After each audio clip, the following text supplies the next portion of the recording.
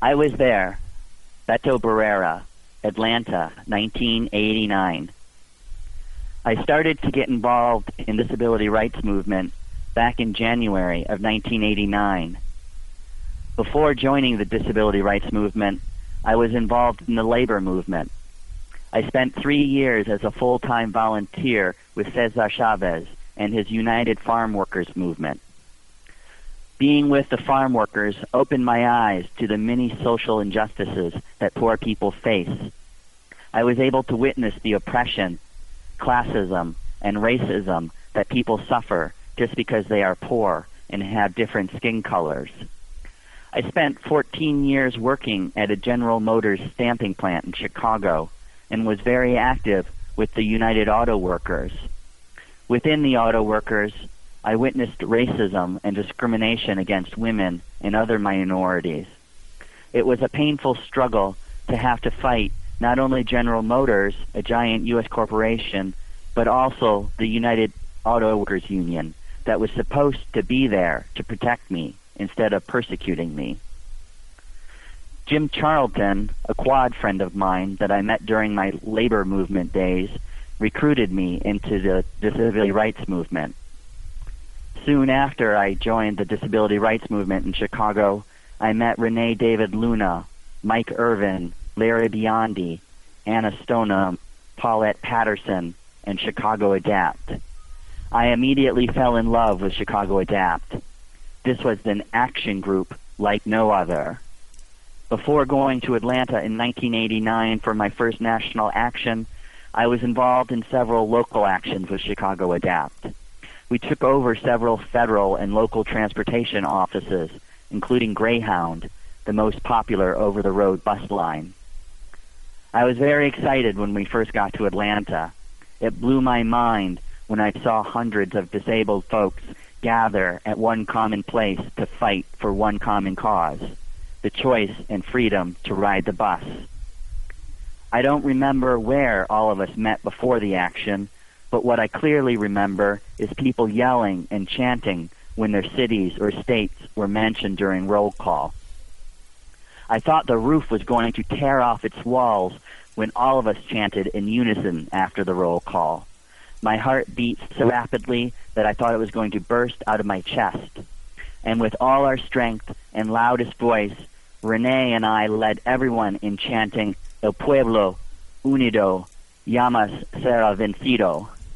I remember a young woman joining our chant with all her passion and mighty voice. She was Anita Cameron. I remember meeting some local leaders that I continue to respect and admire very much. Eleanor Smith, Mark Johnson, Bernard Baker, Pat Puckett. I also met Wade Blank for the first time. We spent the whole day educating ourselves on the issue, which was accessible transportation for all, past the ADA now. Our action at the Federal Building has been one of my most memorable events. I remember it was a cloudy and rainy day. Security had blocked all doors, but a few of us managed to get in, and we immediately spread ourselves out and about the building. We went around trying to open doors from the inside so that others could get in. In less than an hour, more than 200 of us were inside the Federal Building, chanting and blocking the doors with chains and chairs, trapping federal workers inside. Security tried in vain to keep the door open.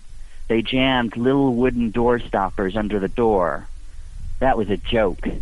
We ended up bringing them home as souvenirs. When the door stoppers didn't work, they nailed 2x4s on the front of the doors. That was another joke. I remember Bernard from Atlanta flying over the 2x4s in his chair. When the wood stoppers and the 2x4s didn't work, security folks tried to stop us with huge concrete planters, but our scooters and motorized chairs easily cleared them out of the way. I remember one very angry civilian telling Renee David Luna that he should be gassed, and another civilian to a policeman that he wanted to make a citizen's arrest of Mike Irvin. Security immediately shut down elevators and shut off any access to all the upper floors, trapping some of our people on different floors. Thanks to security cameras, we were able to spot some of our people and got them out from other floors. The last person we found was Rene David Luna. He was hiding from security on the 7th floor, unaware that the feds had surrendered the building to us. After hours of the takeover, we heard that the White House, Bush Sr. at the time, had sent word not to arrest us and to let us stay the night. Federal police brought us green army blankets. Oh, sorry. I should do that one again. No problem. Just go back one line. Okay. Federal police brought green army blankets to the more than 200 of us that chose to stay the night. Early the next day, we heard the blades and the motor of a helicopter that landed near our building. Some suits came out to negotiate with our leaders. Word got back to us from our leaders that the president was committed to support the passage of the Americans with Disabilities Act.